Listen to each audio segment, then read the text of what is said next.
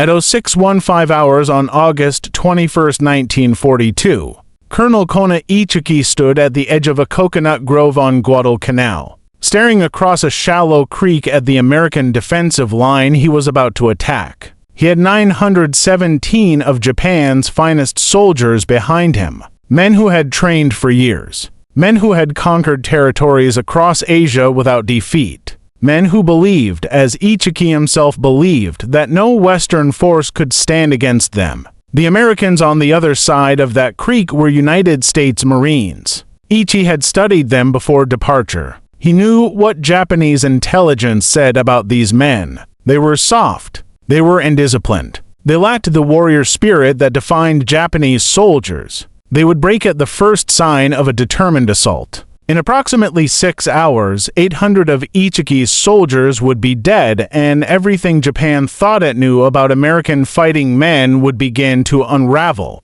This is the story of how Guadalcanal shattered one of the most dangerous beliefs in military history. The conviction held by Japanese commanders that American Marines were incapable of real combat. To understand what happened on Guadalcanal, you have to understand what Japanese military leaders believed about Americans before the war began. For decades, Japanese military doctrine had been built on a concept called Yamato Damashi, the spirit of Japan. This was more than simple nationalism. It was a foundational belief that Japanese soldiers possessed a spiritual superiority that could overcome any material disadvantage. Where Western nations relied on machines and firepower, Japan relied on the indomitable will of its warriors. The roots of this belief stretched back to the ancient mythology recorded in the Kajiki and Nihon Shoki, texts that describe the Japanese people as descendants of the sun goddess Amaterasu.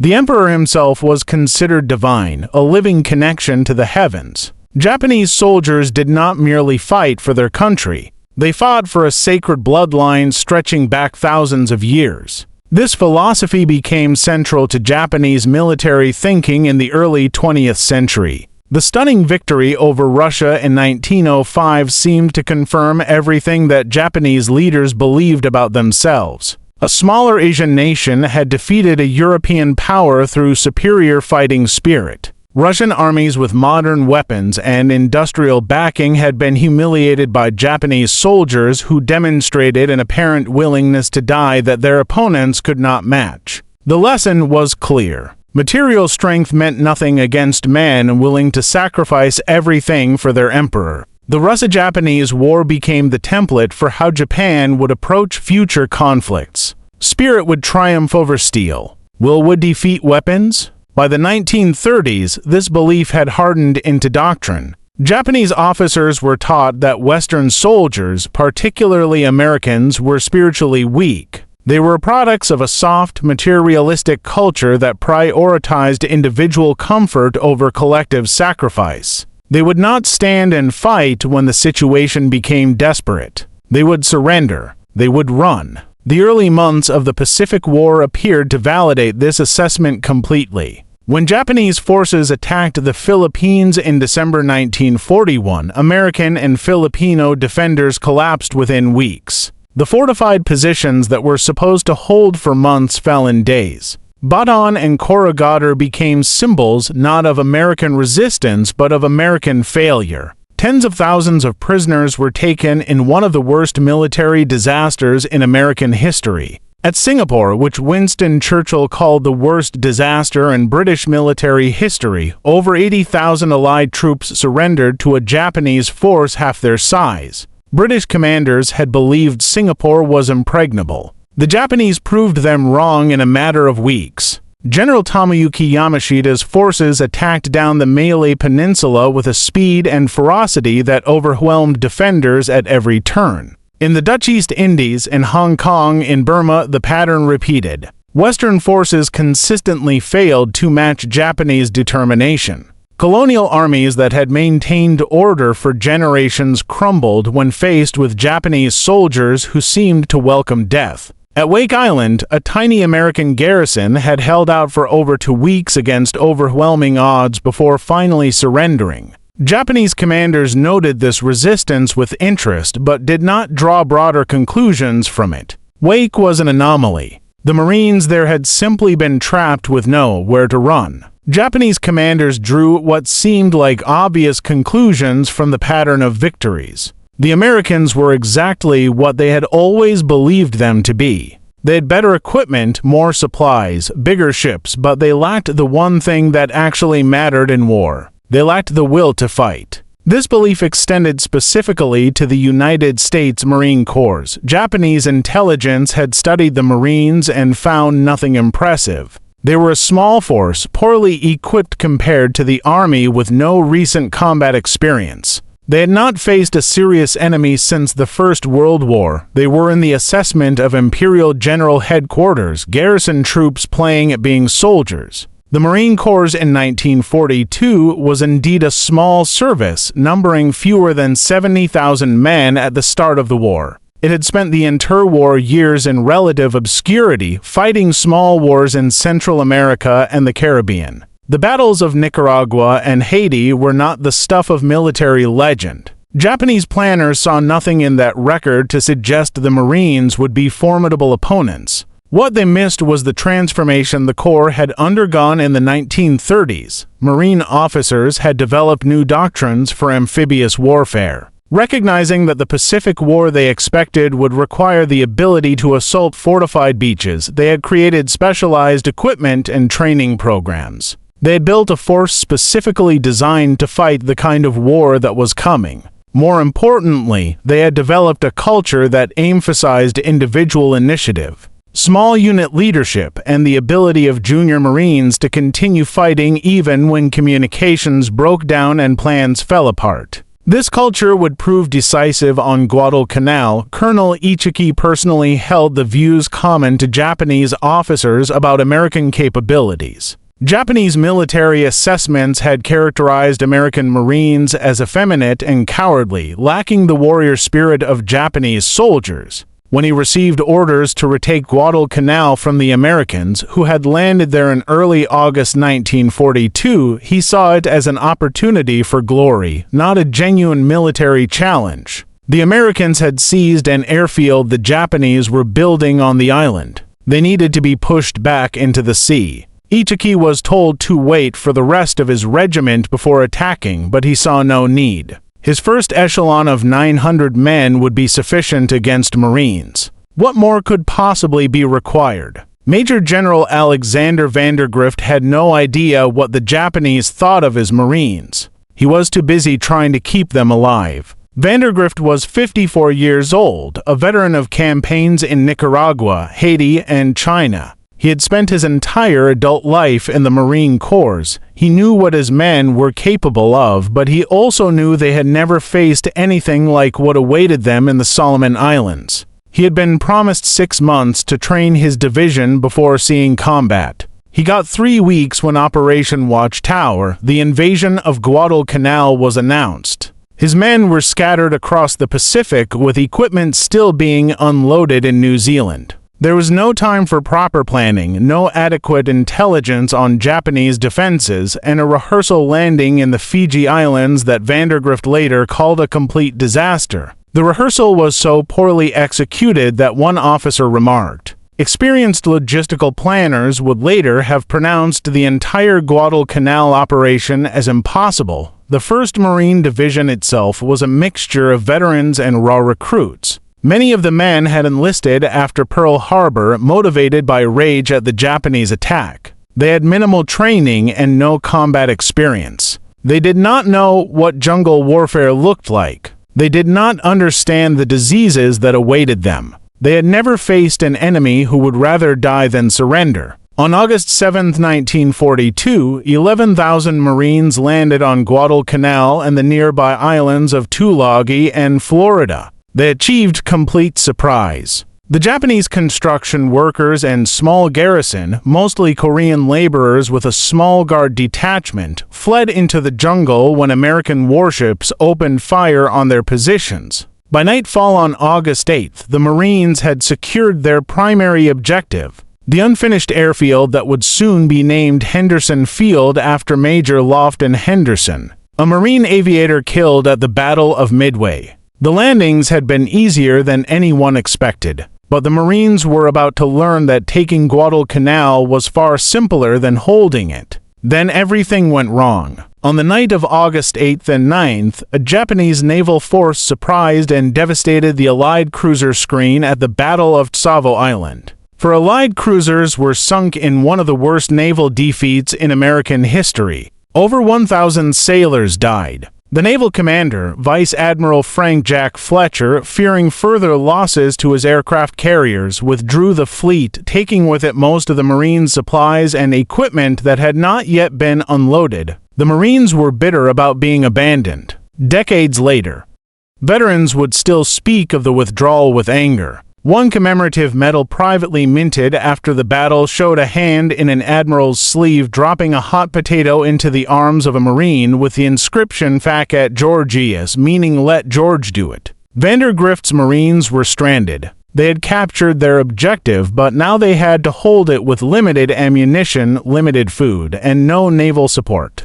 Half of their supplies were still aboard the ships that had withdrawn. They had no heavy equipment. They had no reinforcements coming. They were alone on an island that Japanese forces were already moving to retake. The Marines established a defensive perimeter around Henderson Field and began the grueling work of finishing the airfield with captured Japanese equipment. They salvaged what supplies they could find. They captured Japanese rice stores and made that their primary food source. They dug foxholes in the volcanic soil and waited for the counterattack they knew was coming. The jungle around them was hostile in ways they had never imagined. The heat was oppressive, the humidity suffocating. Mosquitoes carrying malaria swarmed everywhere. Within weeks, disease would disable more Marines than Japanese bullets, but they held their perimeter and they kept working on the airfield. On August 20th, the first American aircraft landed at Henderson Field. These planes,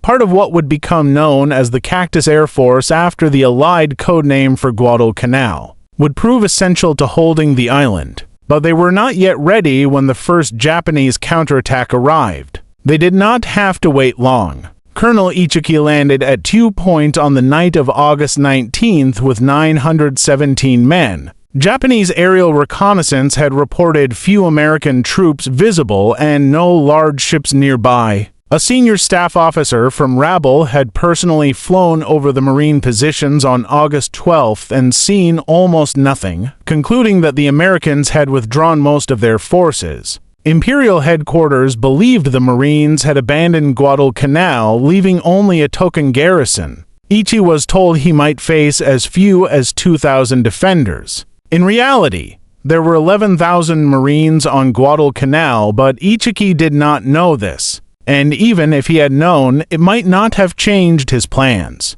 He had absolute faith in the superiority of his soldiers. His regiment was no ordinary unit. The 28th Infantry Regiment had originally been designated to assault Midway Island when the naval battle of Midway ended that possibility. The regiment was redirected to Guadalcanal. These were men who had been trained for the most difficult kind of operation, a contested amphibious landing against fortified positions. They were among the best Japan had. Ichiki left 125 men as a rear guard and immediately began marching toward Henderson Field with the rest of his force. His orders had been to wait on the beachhead for the remainder of his regiment, which would arrive on slower transport ships in a few days. He ignored them. The Marines would collapse at the first assault. There was no need to wait for reinforcements. That would only share in the glory that rightfully belonged to his men. What Ichi did not know was that the Marines were aware he was coming. A Coast Watcher scout named Jacob Vasha, a former sergeant major in the British Solomon Islands police force, had been captured by Japanese soldiers while gathering intelligence. The Japanese found an American flag hidden in his loincloth and demanded information about Marine positions. Vuza refused to talk. The Japanese tied him to a tree and used him for bayonet practice. They stabbed him 7 times in his arms, throat, shoulder, face, chest, and stomach. He was not dead. After the Japanese moved on, Vosa chewed through his ropes and crawled through the jungle for miles, bleeding from his wounds. He reached the Marine lines and warned them of the approaching attack minutes before Ichiki's assault began. Vosa would survive his wounds and continue to serve alongside the Marines throughout the campaign. He would later receive the Silver Star and be made an honorary sergeant major in the Marine Corps at approximately 0130 hours on August 21st. Ichiki launched his assault across the sandbar at the mouth of Alligator Creek, which American maps incorrectly labeled as the Tenru River. The Marines were waiting. The first wave of Japanese soldiers charged across the sandbar screaming "Banzai," their bayonets fixed, expecting the Americans to flee in terror. This was how it had always worked. This was how it was supposed to work. What happened next shocked the Japanese soldiers who survived it. The Marines did not run. They did not surrender. They did not panic in the face of a determined night assault. Instead, they held their positions and poured devastating fire into the attacking Japanese. Machine gun positions along the creek opened up with withering accuracy. The water-cooled .30 caliber guns manned by Marines who had trained extensively with the weapons cut through the assault waves. Japanese soldiers fell by the dozens, then by the hundreds. The sandbar became a killing ground.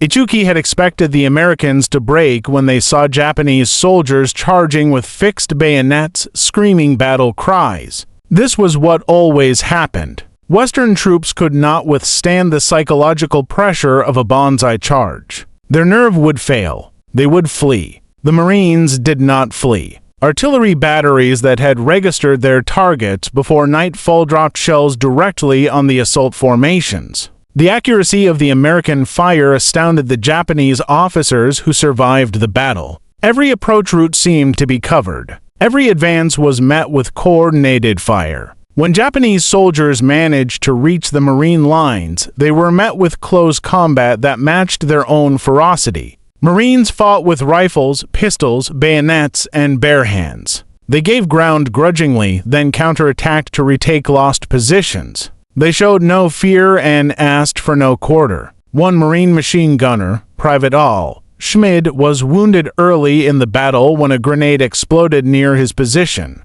Shrapnel struck him in the face, destroying both his eyes. Blinded, he continued to operate his weapon by touch alone. Guided by his assistant gunner who directed his fire toward the sound of approaching Japanese, he remained at his post until dawn. By sunrise, the attack had failed completely. Ichiki's men had achieved nothing except their own destruction. But the battle was not over.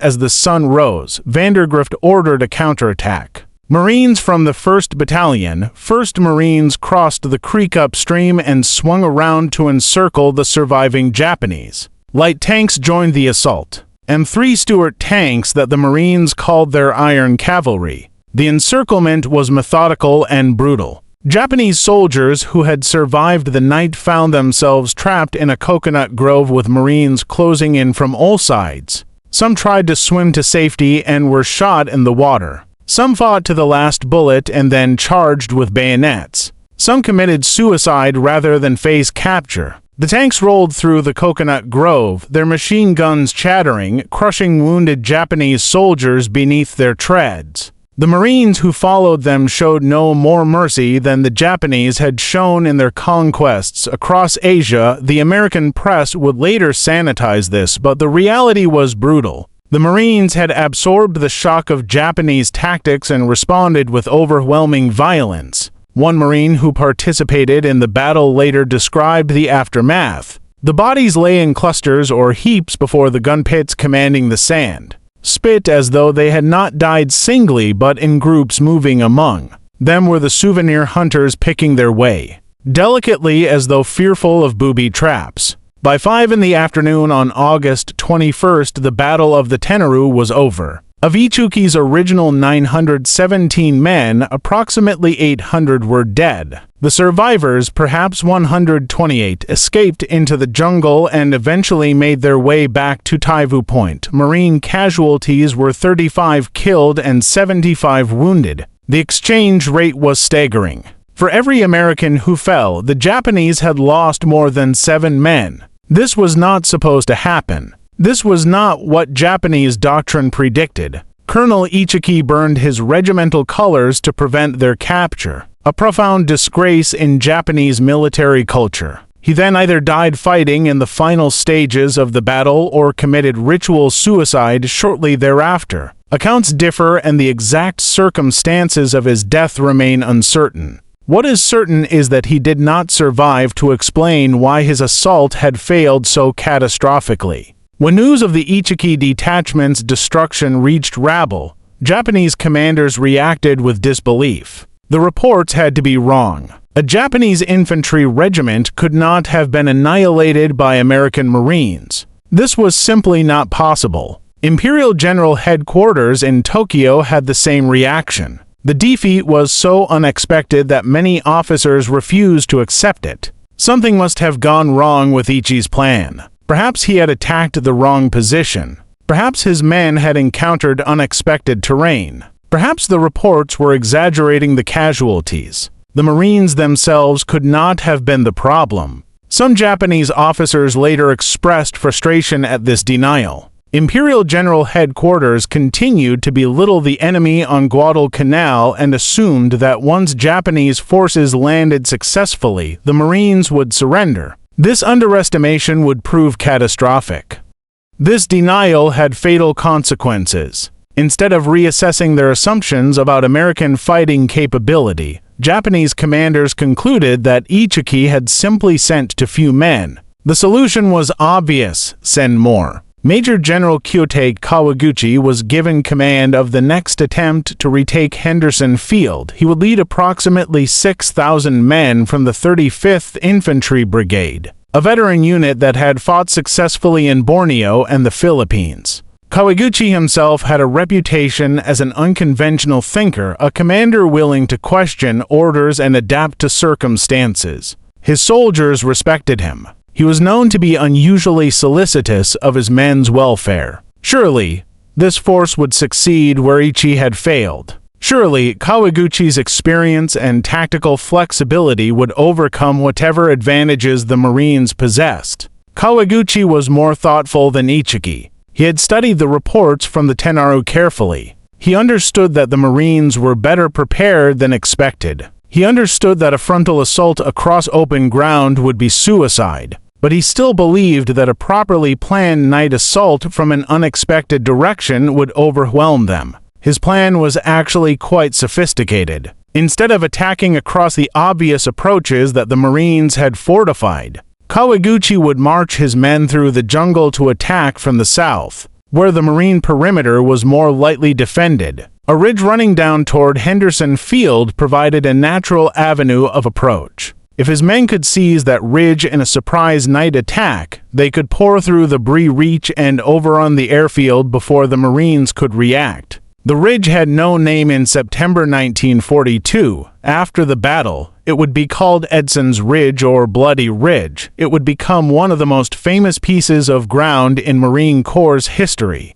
Kawaguchi landed his forces on Guadalcanal in late August and early September, delivered by destroyers and barges that ran the gauntlet of American air attacks. The approach marched through the jungle was far more difficult than he had anticipated. His men struggled through terrain that seemed designed to destroy military formations. Trails disappeared. Streams blocked routes. The dense vegetation made coordination between units nearly impossible. Units became separated. Supplies ran out. Soldiers arrived at their assault positions exhausted, hungry, and disorganized. Some battalions were so lost in the jungle that they never reached the attack positions at all. Barge convoys carrying heavy equipment were spotted by American aircraft and destroyed, leaving Kawaguchi without artillery support. Despite these problems, Kawaguchi remained confident. He still believed that Japanese fighting spirit would overcome any obstacle.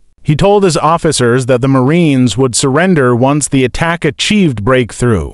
They would not be able to sustain resistance against determined Japanese soldiers fighting at close quarters. The spiritual superiority of his men would prove decisive. On the night of September 12, 1942, Kawaguchi launched his assault. Defending the ridge was a mixed force of about 800. Marines primarily from the 1st Raider Battalion and the 1st Parachute Battalion under Lieutenant Colonel Merritt Edson.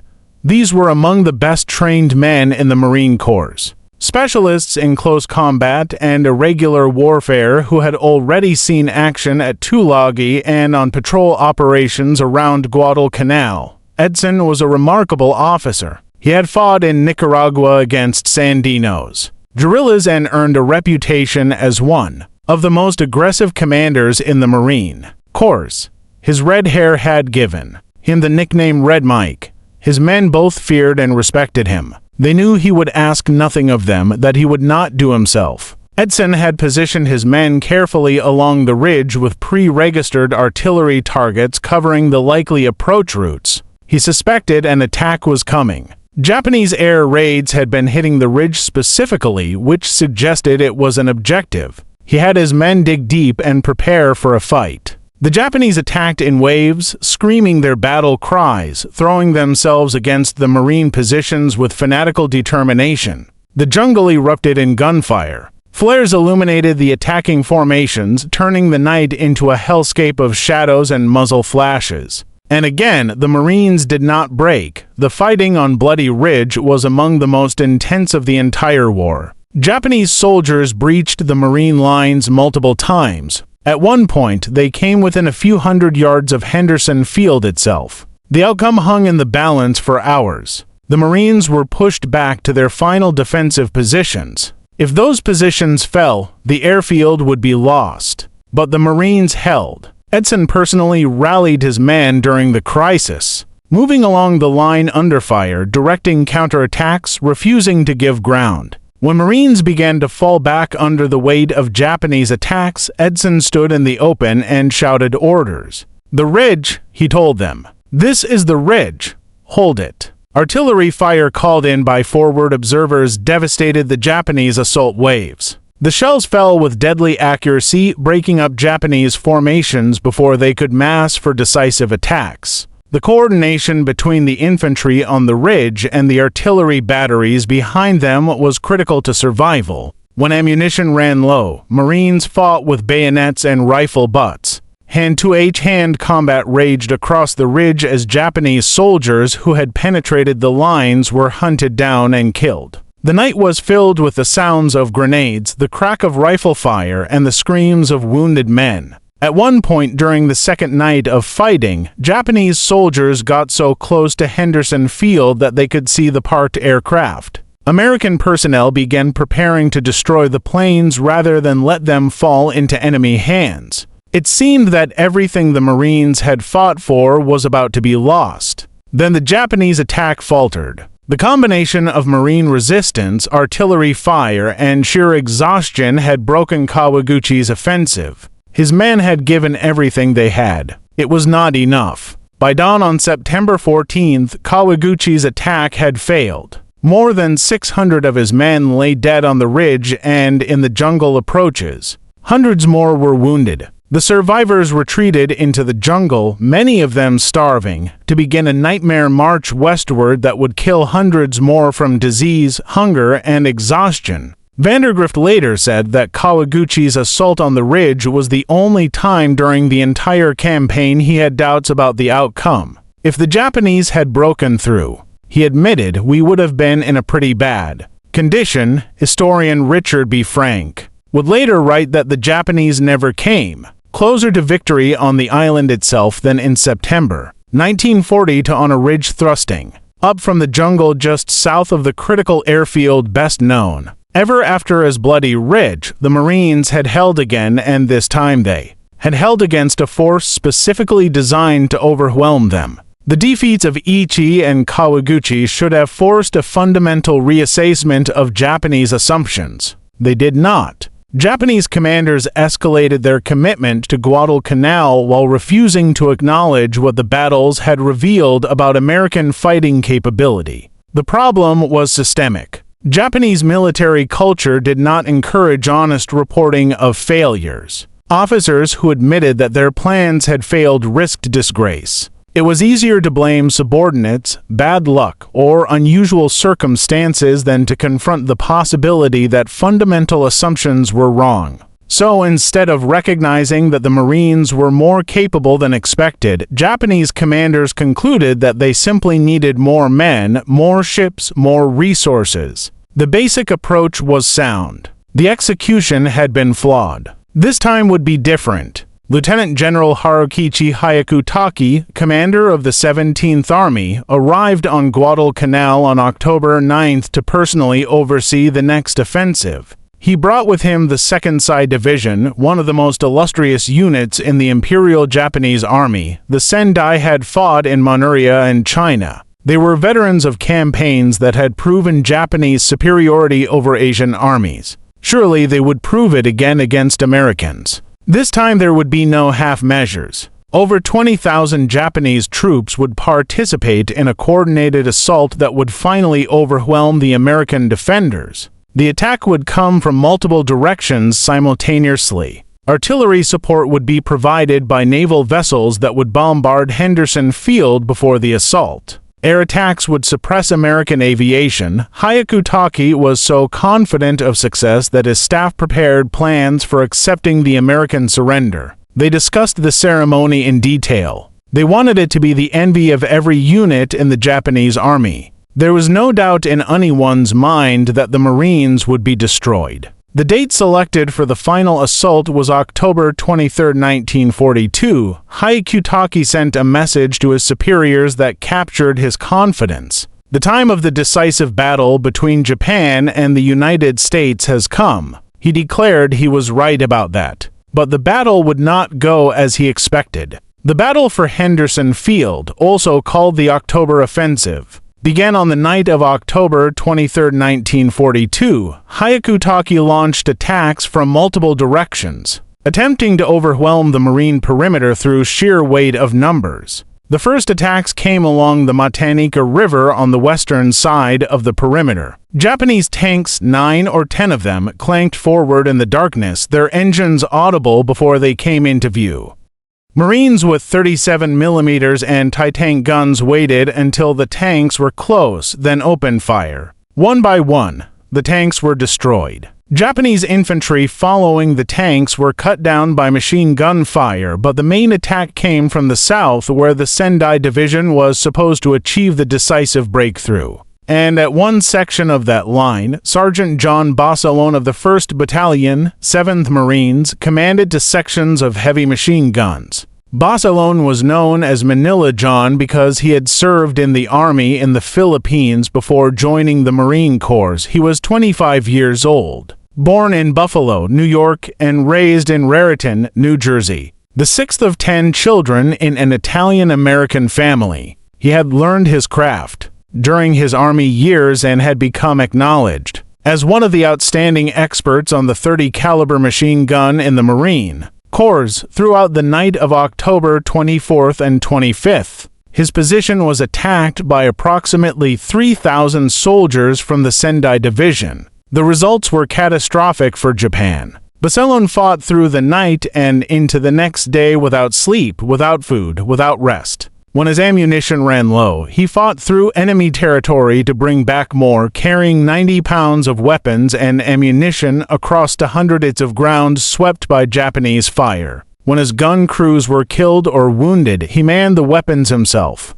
When the machine guns jammed from the heat of continuous firing, he repaired them under fire, burning his hands on the superheated barrels. At one point, enemy bodies piled up so high in front of his position that they blocked his field of fire. Marines had to leave their fighting positions to push the corpses aside so they could continue shooting. Private First Class Nash Phillips, who lost a hand during the battle, later described Bossalone visiting him at the medical tent. He was barefooted and his eyes were red as fire. His face was dirty black from gunfire and lack of sleep. His shirt sleeves were rolled up to his shoulders. He had a .45 pistol tucked into the waistband of his trousers. He had just dropped by to see how I was making out. Me and the others in the section, I will never forget him. He will never be dead in my mind. By the time reinforcements arrived, only Bossalone and other Marines from his section were still standing. The ground in front of their position was carpeted with Japanese dead.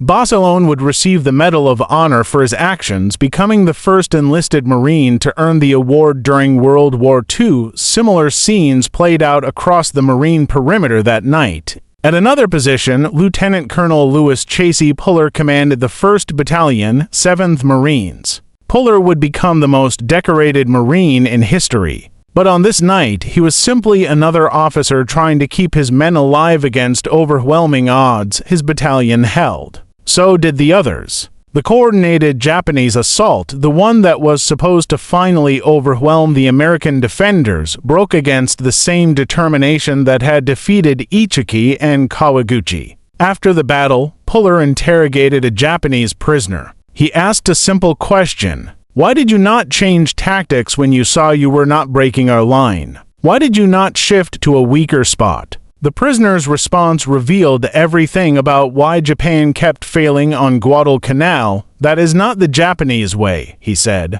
"The plan had been made. No one would have dared to change it. It must go as it is written." This rigidity, this absolute commitment to predetermined plans regardless of circumstances, combined with a continuing underestimation of American fighting capability, proved fatal. The Japanese military system did not encourage initiative at lower levels. Officers who modified plans risked disgrace. Soldiers who suggested alternatives to their superiors violated the chain of command. The Americans were different. Marine officers were trained to adapt. When situations changed, they changed with them. When one approach failed, they tried another. This flexibility, combined with the stubborn refusal of individual Marines to give up their positions, created a defensive system that the Japanese could not break regardless of how many men they threw against it. The October offensive failed completely. Japanese casualties numbered between 2,200 and 3,000 dead. American casualties were fewer than 300 killed and wounded. The exchange rate was devastating. The Sendai Division, one of the oldest and most distinguished units in the Japanese army, had been shattered. For the first time, Japanese commanders began to seriously consider the possibility that Guadalcanal could not be retaken. The forces they had committed, the resources they had expended, the lives they had sacrificed had achieved nothing.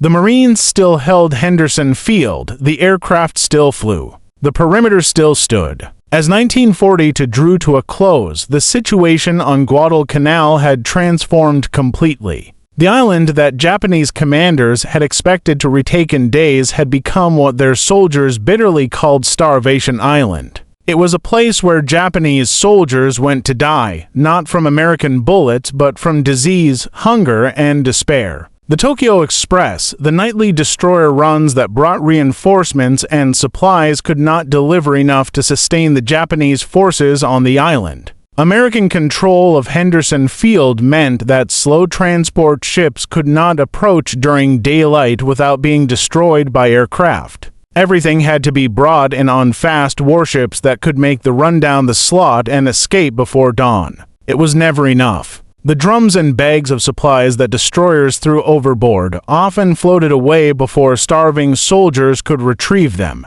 American air attacks sank supply ships. PT boats harassed the Tokyo Express. Each night, fewer supplies reached the troops ashore. Japanese soldiers resorted to eating roots, grass, and the bark of trees. They suffered malaria, dysentery, berry, and a host of tropical diseases that their medical system was unprepared to treat. Men who had been strong warriors weeks before became walking skeletons, too weak to fight, too weak to retreat. They developed their own grim method of determining how long a man might survive on the island. He who can rise to his feet has 30 days left to live. He who can sit up has 20 days left. He who must urinate lying down has 3 days. He who cannot speak has 2 days. He who cannot blink his eyes will be dead at dawn. They watched helplessly as American planes flew overhead from the airfield they had been unable to capture. They saw American ships delivering supplies to the Marines while their own forces starved.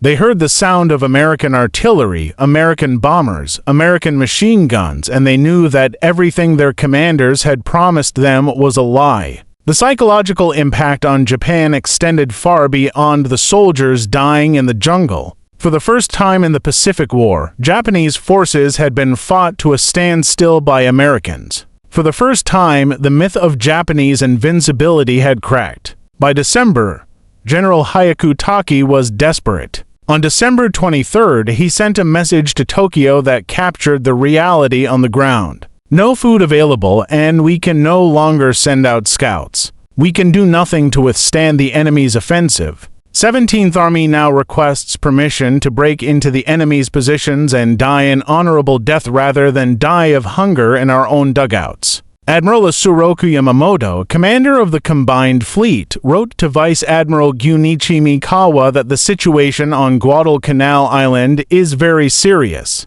Much more serious than that, the Japanese confronted in the Russo-Japanese War when they had to occupy Port Arthur before the approach of the Baltic Fleet to Far Eastern waters. This was an extraordinary comparison. The siege of Port Arthur in 1904 and 1905 had been one of the most difficult and costly campaigns in Japanese military history. For Yamamoto to compare Guadalcanal to that desperate struggle revealed how completely the campaign had exceeded all expectations. The Japanese eventually withdrew from Guadalcanal in early February 1943. Operation K, as it was called, was one of the most successful evacuation operations of the war. Over 3 nights, Japanese destroyers spirited approximately 10,600 surviving troops off the island under the noses of American forces. They left behind over 14,000 dead from combat and another 9,000 who had perished from disease and starvation.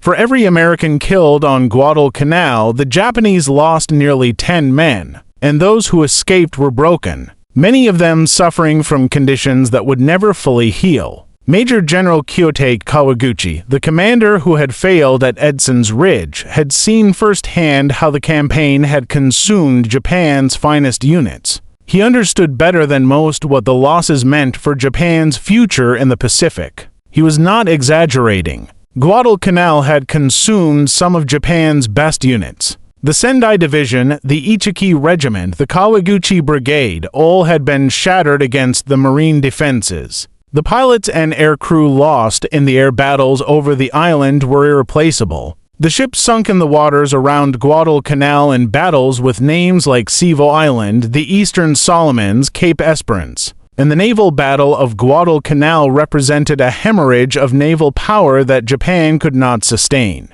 But the most important loss was invisible. It was the destruction of a belief. The Marines who fought on Guadalcanal had proven something that Japanese commanders had believed impossible. Americans could fight. Americans could hold their ground. Americans could match Japanese ferocity and determination in close combat. The spiritual superiority that was supposed to guarantee Japanese victory simply did not exist. This realization spread through the Japanese military establishment with devastating effect. In the Solomons and New Guinea, in every subsequent campaign of the Pacific War, Japanese commanders would face opponents who would not break, would not surrender, and would not run. The tactical implications were profound. Japanese commanders could no longer assume that aggressive night attacks would cause American lines to collapse. They could no longer count on spiritual superiority to overcome material disadvantages. They had to fight Americans as equals. And in that kind of fight, American industrial production and logistical superiority would prove decisive. The Marines themselves had not set out to disprove Japanese ideology. They were simply doing what they had been trained to do. But in holding Henderson Field against repeated Japanese assaults, they had shattered one of the most dangerous assumptions in modern military history. The consequences would echo through every battle that followed. Major General Alexander Vandergrift received the Medal of Honor for his leadership on Guadalcanal. The citation praised his tenacity, courage, and resourcefulness against a strong, determined, and experienced enemy. President Franklin Roosevelt presented the medal to him in a ceremony at the White House in February 1943. Vandergrift would later become the 18th Commandant of the Marine Corps and the first Marine to hold the rank of 4-star general while on active duty. Lieutenant Colonel Merritt Edson, who commanded the defense of Bloody Ridge, also received the Medal of Honor. His citation described how he repeatedly exposed himself to enemy fire to direct and encourage his men. The ridge itself bears his name to this day, a permanent memorial to the 800 Marines who held it against waves of Japanese attackers from Kawaguchi's brigade. Sergeant John Boss alone, the machine gunner who held his position against 3,000 Japanese soldiers, became a national hero. When he received the Medal of Honor, he said something that captured the spirit of the Marines on Guadalcanal: "Only part of this medal belongs to me. Pieces of it belong to the boys who are still on Guadalcanal." He was offered a commission and a stateside posting, opportunities to sit out the rest of the war in safety while selling war bonds. He turned them down. He requested to return to combat on February 19, 1945. He was killed on the first day of the invasion of Iwo Jima while single-handedly destroying a Japanese blockhouse and then guiding a tank through a minefield under heavy fire. He was posthumously awarded the Navy Cross, becoming the only enlisted Marine in World War II to receive both the Medal of Honor and the Navy Cross. He is buried in Arlington National Cemetery. The 1st Marine Division, the unit that had borne the brunt of the Guadalcanal campaign, was so ravaged by combat and disease that it had to be withdrawn from the Pacific for months of recovery. When the division was declared combat ready again, it went on to fight at Cape Gloucester, Peleliu, and Okinawa. The word Guadalcanal appears on its shoulder patch to this day. The division's nickname, the Old Breed, comes from the men who fought there. Today, that shoulder patch is a red numeral 1 on a blue diamond with the Southern Cross constellation and the word Guadalcanal beneath it. Every Marine who has served in the 1st Division since 1943 has worn that patch, a permanent reminder of what their predecessors accomplished on that jungle-covered island. But perhaps the most important legacy of Guadalcanal was invisible. It was the destruction of an idea, the belief that Japanese spiritual superiority could overcome any enemy. That belief had sustained Japanese military confidence for decades. It had convinced Japanese planners that they could fight and win a war against the United States despite vast disadvantages in industrial capacity and resources. Guadalcanal proved it false. The Marines did not win because they had better equipment. In many respects, their weapons were inferior to those of the Japanese. The Zero fighter was more maneuverable than American planes. In the early months of the war, Japanese torpedoes were more reliable. Japanese night fighting tactics were superior to anything the Americans possessed. They did not win because of numerical superiority. They were often outnumbered. Ichi attacked with 900 men against 11,000 Marines, but Kawaguchi's force was comparable to what the Marines had available to defend the ridge. During the October offensive, the Japanese committed 20,000 men against a Marine force that was not significantly larger. They did not win because of overwhelming firepower. Their supplies were limited throughout the campaign. Artillery ammunition had to be rationed. Food was so scarce that Marines lost weight throughout the battle. Medical supplies ran out. Everything had to be brought in by ship or plane through waters and skies contested by Japanese forces. They won because they fought. They held their ground when doctrine said they should not be able to. They matched Japanese determination with their own. They demonstrated that the spiritual qualities Japanese commanders believed unique to themselves were present in equal measure on the other side of the battle line. Japanese military leaders had spent years convincing themselves that Americans were soft. They believed that American democracy produced citizens who valued personal comfort over collective sacrifice. They believed that American materialism had corrupted the fighting spirit that all true warriors needed. They believed that when Americans faced the choice between death and surrender, they would choose surrender every time. Guadalcanal proved them catastrophically wrong. The Marines who landed on Guadalcanal in August 1942 were mostly young men in their late teens and early 20s. Many had never been away from home before joining the Corps. They were sick, hungry, undersupplied, and operating without naval support for weeks at a time.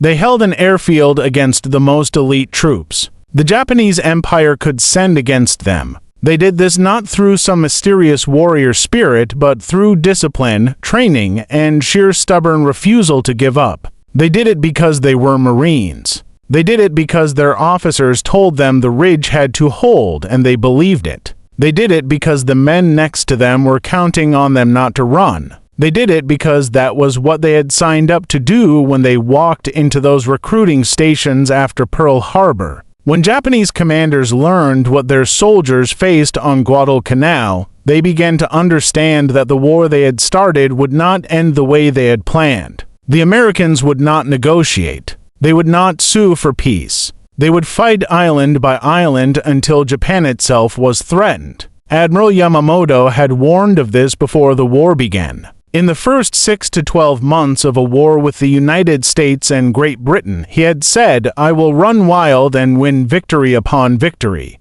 But then if the war continues after that, I have no expectation of success." Guadalcanal was where that prediction came true. The 6 months were over. The run of victories had ended. What remained was a grinding, brutal war of attrition that Japan could not win. The Marines on Guadalcanal did not know they were changing history. They were simply trying to survive. They were fighting malaria and dysentery alongside the Japanese. They were living on captured rice and contaminated water. They were losing friends every day to enemy fire and tropical disease. But in holding that airfield, in refusing to break, they demonstrated something that would shape the rest of the Pacific War. American Marines could fight. American Marines would not quit. And Japanese commanders who had built their entire strategy on the assumption that Americans lacked fighting spirit had been proven utterly wrong. Major General Kiyotake Kawaguchi understood this better than most.